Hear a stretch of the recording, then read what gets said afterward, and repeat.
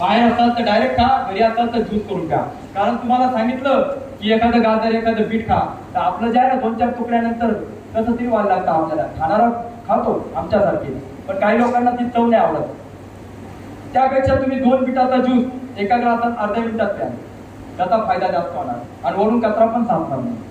हा प्रश्न डोक्यातनं काढा. फायबर कशातनं मिळेल, प्रोटीन कशातनं मिळेल, हिमोग्लोबिन कशातनं मिळेल. आज सगळं खाऊन कमी आहे, या रसाहारातून सगळं काही मिळणार आहे. जोपर्यंत तुमच्या डोक्यात हा प्रश्न आहे का फायबर कशात आणि हिमोग्लोबिन कशात आणि प्रोटीन कशात, तोपर्यंत फायदा नाही होणार. म्हणून सांगतो, बस जे मिळालेले रस आहेत ते मी घेणार. शरीर जे आहे त्याच्या हिशोबाने सगळं काही खेचत राहतं. अनुभव करा. संध्याकाळी व्हेजिटेबल ज्यूस, म्हणजे आवडत नाही त्याचे ज्यूस जास्त प्या. काहींना कारला आवडत नाही, काहींना दोडके आवडत नसतील, काहींना भोपळे आवडत नसतील, कारण त्या आजपर्यंत आपण ते घेतलेलं नाहीये. त्यामुळे त्याची टेस्ट आणि त्याची जी तत्व आहे ती बॉडीला मिळेल. अर्ध्या मिनिटात तुम्ही 1 ग्लास ज्यूस प्या. म्हणून ती तत्व आपल्याला घ्यायची आहे. सगळ्याच गोष्टी मनाप्रमाणे जर देवाने बनवल्या